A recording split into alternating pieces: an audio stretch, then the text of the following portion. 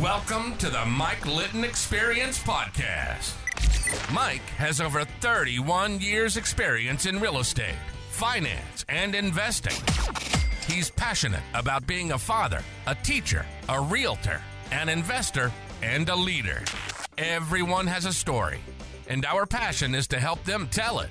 And now, introducing the host of the Mike Litton Experience, Mike Litton.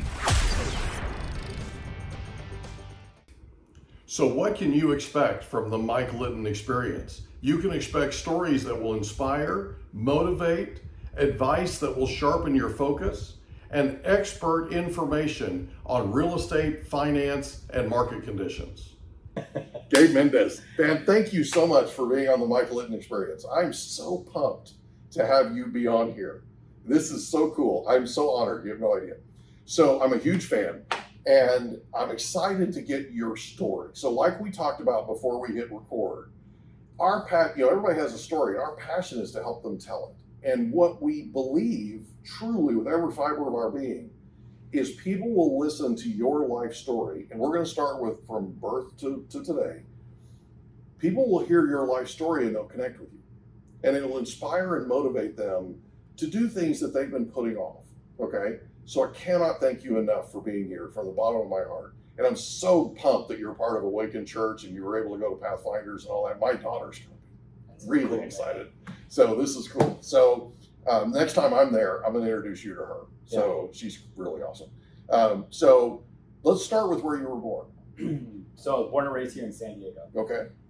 Chula Vista was the hospital specifically, but the neighborhood I grew up in was Paradise Hills, Nashville City. Okay. Spent my first 5 years, I would say, there in that area. Okay. And then Mama moved us out. Took us over to Bonita. Okay. And that's kind of where I spent my Bonita's pretty. adolescent, from about 7 or 8 until about high school. Yeah. Kind of interesting. Bonita's right across the freeway from Paradise Hills. Yeah. So it's not that far. No, it's not that far. But it's nicer. It's like, have you watched the movie Lion King? Yeah. Do you know where the scene where Mufasa walks Simba up to them?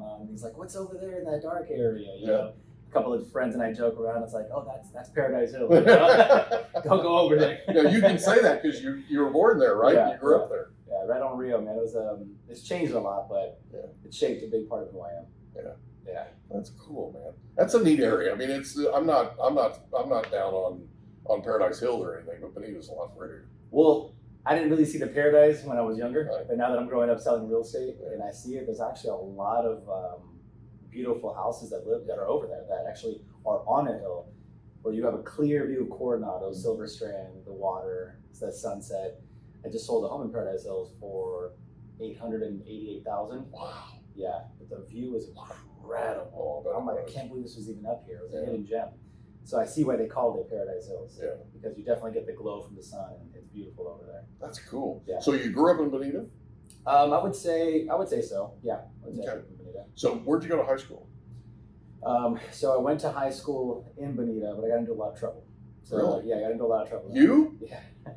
A lot of trouble in high school, man. It was an interesting experience. So, well, because it has a lot to do with the story of how I grew up too. Yeah. You know, I had a single mother raising me, father wasn't involved, so I had a lot of time, a lot of freedom.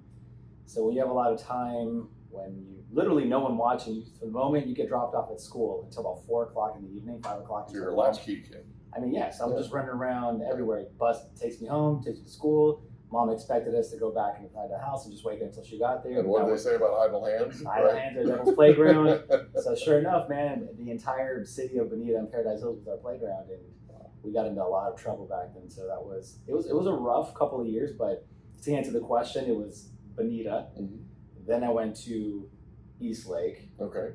Then to Hilltop. Okay. Then Chula Vista. Came back to Bonita. So all during your high school years, you made all those moves? All those moves. Wow. Yeah. Wow. What was that like?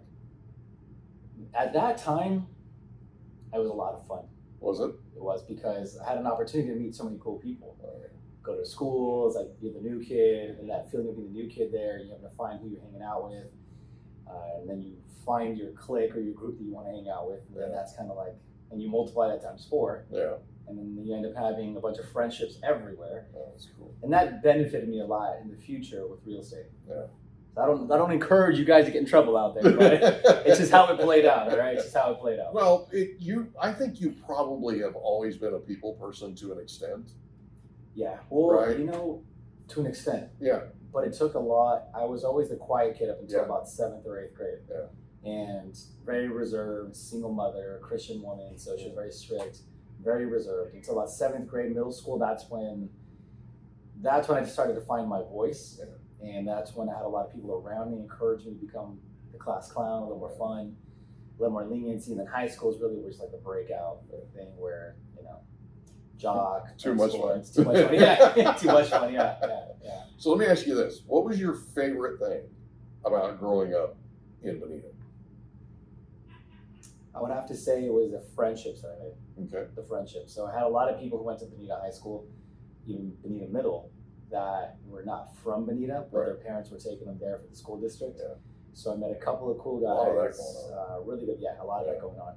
And so I met a couple of cool guys that were not from Bonita, but had similar backgrounds: National City, Paradise Hills, Logan Avenue, going there. And so we all kind of like had that in common, and we're all Hispanic. So we all clicked up, we all played football, and that was just kind of our group. And that was the best thing because it grounded me and it gave me like a brotherhood. Gotcha. I never had that. So I'm the eldest, I have a younger sister who's 3 years younger than I am, and I didn't have a father. So to have like 4 or 5 guys around me that are like brothers, we're playing around, we're fighting, playing video games, like that to me was the coolest thing ever. Yeah. So that was the favorite part, I would say. Yeah, Did you have a favorite subject in high school? Music. Okay. Why? I've always had like an artistic side. I love creating. Okay. I love drawing. I love painting. Okay. I bought a keyboard. I taught myself how to play music. Cool. Yeah, that was a lot of fun. So in high school, I loved doing the choir. Yeah. I loved singing. I loved playing the guitar and the drums. So that was a fun thing. There was a lot of. It's actually kind of random. A lot of people don't know that about me. Yeah. Yeah. See, I wouldn't have known that. No one knows. Yeah. If you scroll back on my Instagram, like 10 years ago. Like a long time ago. A long time, like 4,000 posts ago. Deep. It took a while to get there. But there's like videos of me like just sitting there playing like just different types of music on the piano. Nothing of me singing, but I'm not. Do you still play? I don't, not as much as I do, but I have my keyboard there in my office, so I look at it every day. I'm like, one of these days, man, my wife's always like, put it away. Somebody dusts it every once in a while, right? She's the one dusting it. She's like, put it away already. You don't even touch it. I'm like, no, babe, if I put it away, I'm never gonna play it. I need to see it. It's never gonna happen. We'll never get there. We'll never get there if it's in the closet. Yeah. And the karaoke thing, I love that. Yeah. Karaoke's a lot of fun, so Cool. I always look for that opportunity to go out and I'll sing things like "Living La Vida Loca" from like Ricky Martin. Oh, I love having a guy like dancing on the table, having a good time. I love performing. I love performing. Cool. So that's a fun part. That's awesome, man. Yeah. Did you play any sports? Sports. I played soccer for a little bit. Football was the main one. So which one was your favorite? Football. Okay. American football. And you're a wide receiver? Wide receiver. Okay. Yeah. So I was the slot and I was the wide out. And the only thing that held me back, I'm so upset at my grades. That's the only thing. But I played, and when I did, I was crushing it. Did an awesome job. I just remember Friday night game. There was one game in particular that I remember. Friday night, I forgot who we were playing against. I think it was Bonita Vista High School, and I was at Hilltop at this time. Yeah. And it was varsity football. And but I was actually on defense this time, so I was a cornerback or free safety. And I was sitting in the back, and I remember just like the lights, and I remember seeing everyone from high school in Bonita, and then I see all my Hilltop friends.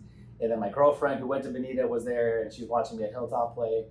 And I just remember like the lights were so bright, the night was dark, but it was loud and crisp. And this big, I think they threw like a post or a corner or something. I just remember the ball going in the air. And I didn't intercept it or anything like that, but that's like one of the most vivid memories that I have of football in high school. Was like watching that ball go in the air and backpedaling. And I don't remember what happens after that, but I just remember just like that scene. I remember like looking at the quarterback and everything. So football was a fun one for me. Friday Night Lights. Friday Night Lights. Nothing like it. Nothing like it. Did you play? I did. I didn't play in high school. I played in middle school. When I was a freshman, I went out for football and I made the team and all that kind of stuff. But I went to the doctor to get medical clearance, and he found a degenerative condition it's an inherited thing in my knees, both my knees. And so at that young of an age. Yeah, and my what happened was my cousin, who was 8 years older than me, 6 years older than me, cousin of mine played varsity football in Texas and had 8 knee surgeries on one knee My goodness. in his high school years. Wow. And they just, it was like, so they knew what they were looking for specifically.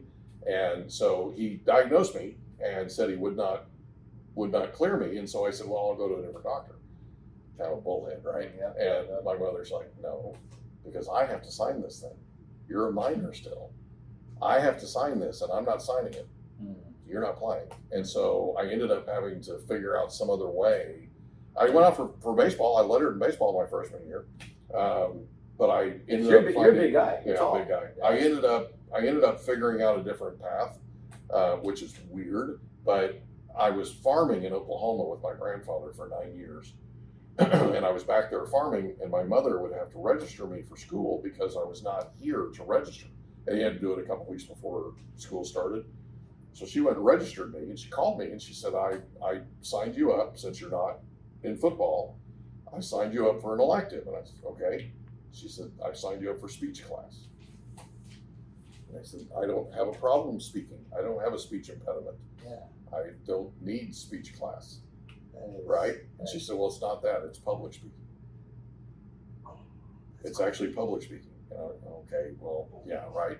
She said, I'll tell you what, just try it. Just try it. And if you don't like it, you can drop it. So I tried it.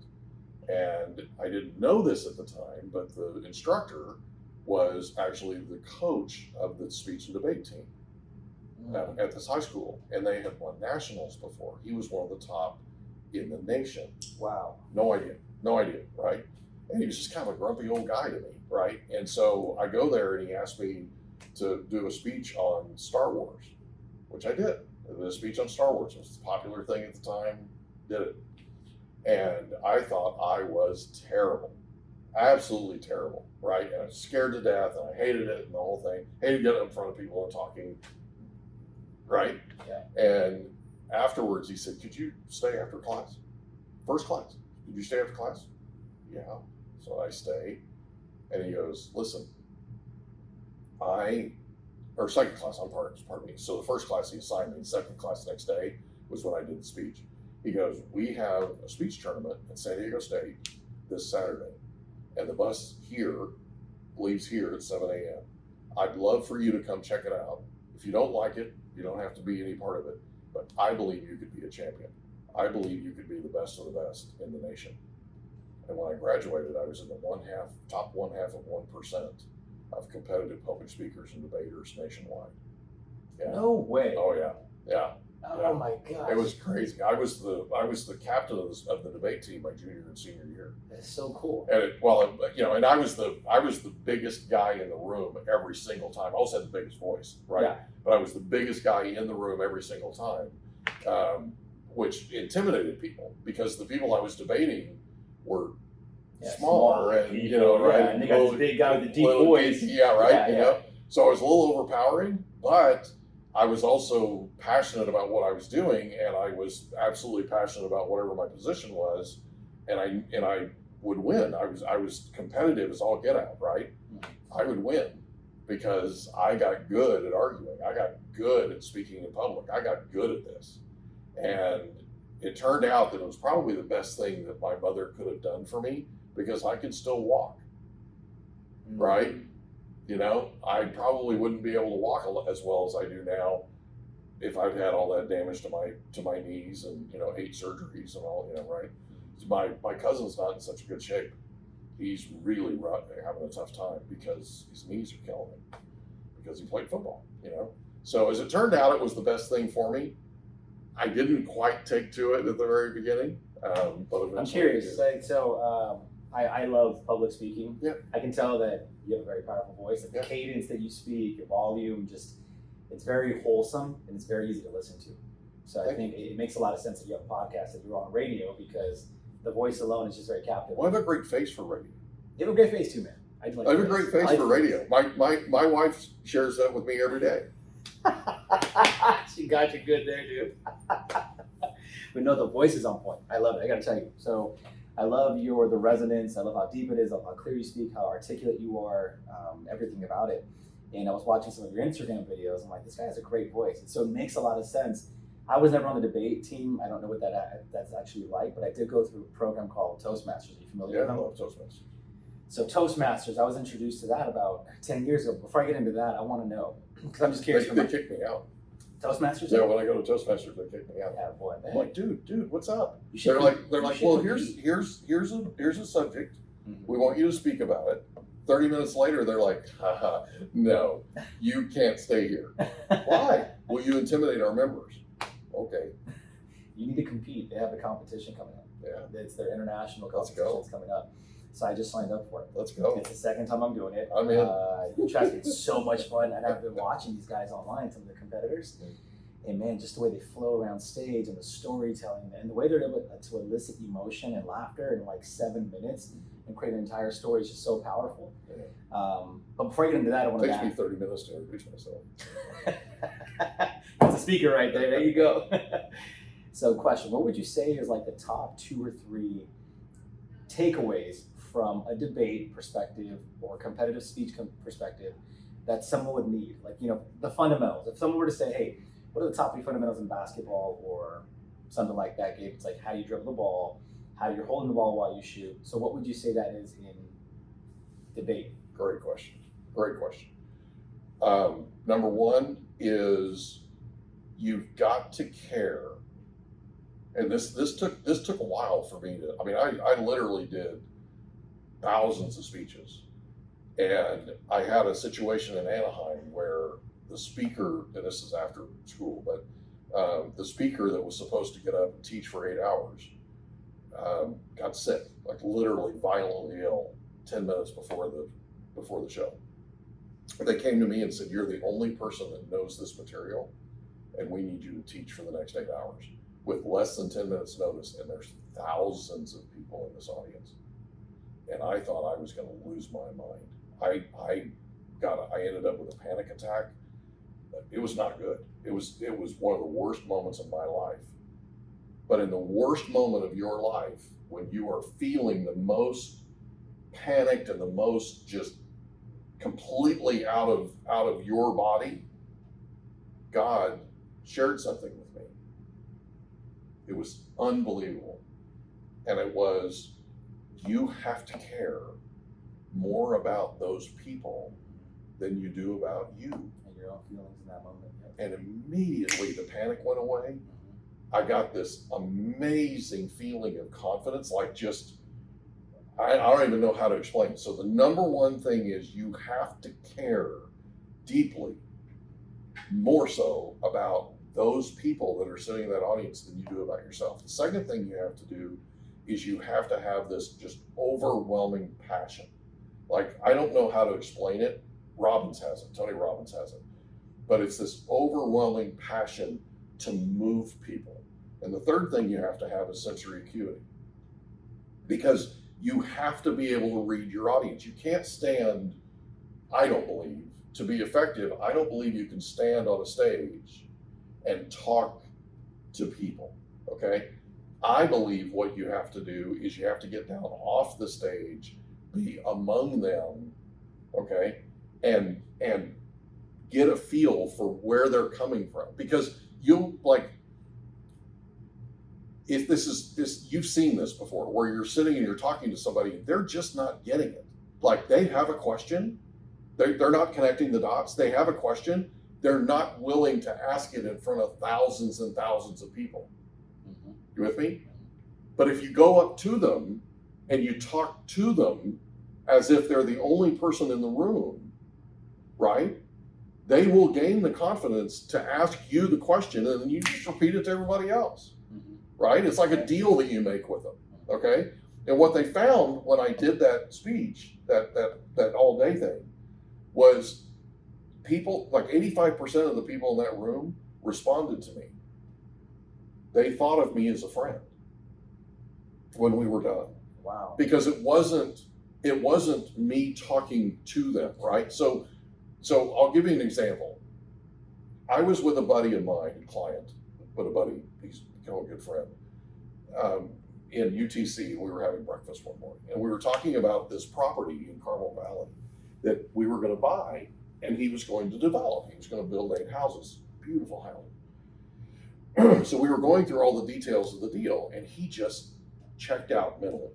Like, if you ever sat with somebody and they're just like, it's like Yeah, tune you out kind of thing, right? Else, yeah. He checked out, and I just stopped, and I'm like, dude, talk to me. What's going on?